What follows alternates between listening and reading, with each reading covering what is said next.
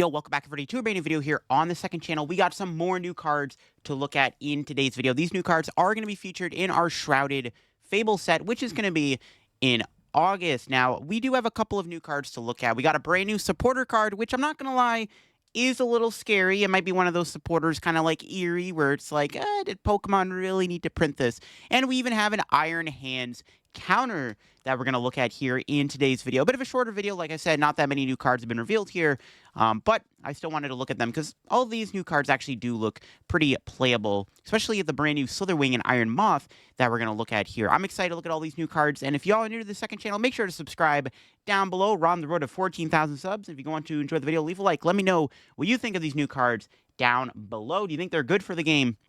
And I'll leave a link to PokeBeach, the site I'm using, in the description. So, we got a brand new Iron Moth and Slither Wing. Now, the Slither Wing is actually pretty playable. In fact, it's a pretty good Iron Hands EX counter, which I'm pretty sure is, like, the exact purpose of what this card is trying to do. It's literally built to beat Iron Hands EX. It's got the attack Iron Buster, which for 1 fighting and 1 colorless energy does 20 damage, and if your opponent has a future Pokemon in play, you get to do 140 damage, which of course is enough to 1-hit KO an Iron Hands EX. Now, the thing with this attack is it's splashable within both Ancient Box and within Lost Box. I think those are going to be the two main decks that are going to play Slither Wing. Now, is Slither Wing like the be-all, end-all of Iron Hands? Probably not. I think Iron Hands is still a very strong card that I don't think that, like, this card is immediately going to kill it off or anything. It's not like Drapion. I saw a lot of people comparing Slither Wing to Drapion on Twitter when this is literally nowhere near the same level as Drapion. It is a powerful card that was definitely designed with Iron Hands in mind. I mean, it even has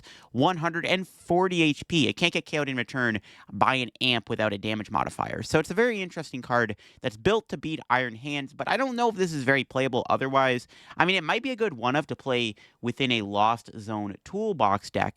And that's about it, because instead of playing Hoopa EX, or instead of playing Minior with super effective glasses, you can play Slither Wing instead. Or maybe is the Minior better, because then you have a better Snorlax matchup? Or would you rather just play Hoopa, because Hoopa is just a better attacker against other stuff like Arceus and Blissey EX? So we'll have to see what this thing sees play. I'm not too sold on it just yet. I don't think it's that good overall. It's definitely an okay card to have in the format to have more Iron Hands counters, because Iron Hands is a very strong card. A lot of decks do play it, but I'm not sure this card is like the be-all, end-all of Iron Hands.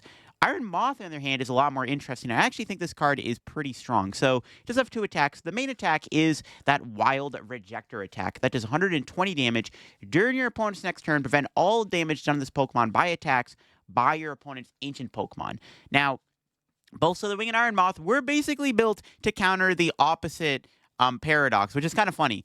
And this is actually a strong card. I mean, Ancient is a powerful archetype right now. If, you know, you're playing against Ancient Box specifically, and they're not playing the Fire Energy for Shred, which most of us don't, because, like, nobody actually, you know, plays basic counter attackers like Noivern right now. This is actually a pretty good attacker against Ancient Box. This Wild Rejector does do 120 damage, so you're hitting pretty hard. You're knocking out the Flutter Mains. You could play this with, like, Defiance Band or something, or Future Booster Capsule, and then you can hit 140 damage to 1-hit KO the Roaring Moons. And basically, as long as the opponent does not have a, you know, Fire Energy in the deck, or they can't go Counter Catcher Boss, most of the time, Iron Moth is going to solo your opponent. This could be a good one-of to play within something like Arceus Armarouge, maybe.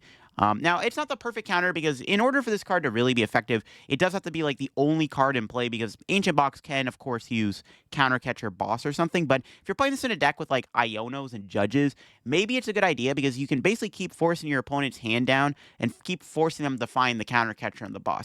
This card might not be that great, apart from just probably seeing play within Arc Armarouge, because, again, you have to play it in a deck where, like, the opponent can't take a lot of prizes around this thing, because in order for this card to be the only card in play, it's a little tricky to pull it off. It does require a lot of energy. The thing with Noivern EX, it doesn't require as much energy to do this combo, but this card could actually be good, and if Ancient Box is not playing Iron Bundle, if they can't pull off a Counter Catcher Boss combo, most of the time this card can win those matchups. So yeah, the Slither Wing and Iron Moth are both pretty playable cards. I think Slither Wing could see play within Ancient Box. Ancient Box does struggle slightly against Iron Hands, because the tempo is so high against you.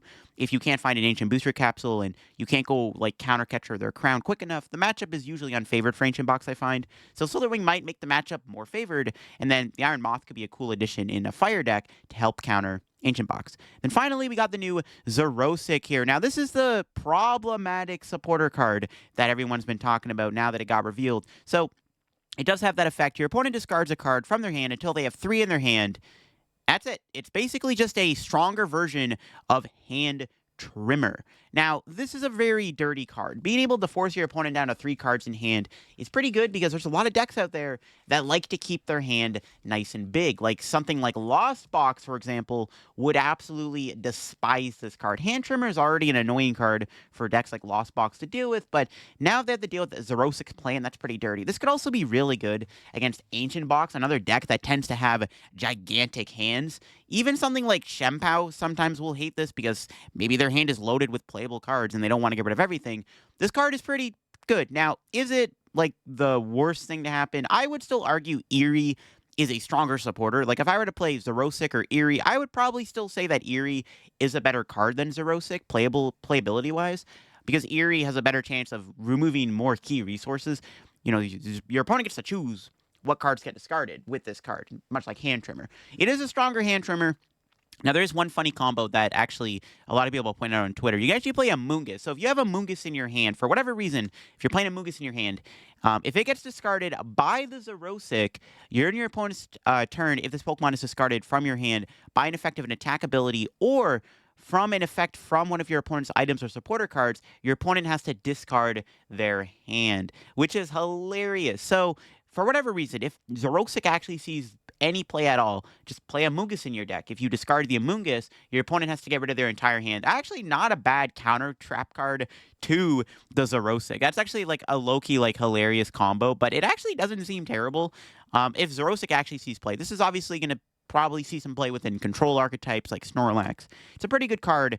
I want to see where the meta's headed for Xerosic. I mean, Pokemon have always printed strong Xerosic cards before. This isn't the first time we've had good Xerosic cards. I mean, even if we, like, were to look up other Xerosic cards, the other Xerosic that existed, you know, was also, like, an annoying card in the format at the time. Choose a Pokemon tool or special energy attached to a Pokemon in play, like, and discard it. That was a pretty good card. This actually saw play back in the day in a similar vein where you would try to discard you know, tools and special energy to remove resources from your opponent. So Pokemon, if they're ever going to print Xerosics, they're all going to be annoying cards. We got this new Malamar that synergizes with Xerosic's plan. It's got the effect here, Conspiracy Tentacles. Switch in one of your opponent's bench Pokemon to the active spot and does 120 damage to the new active Pokemon.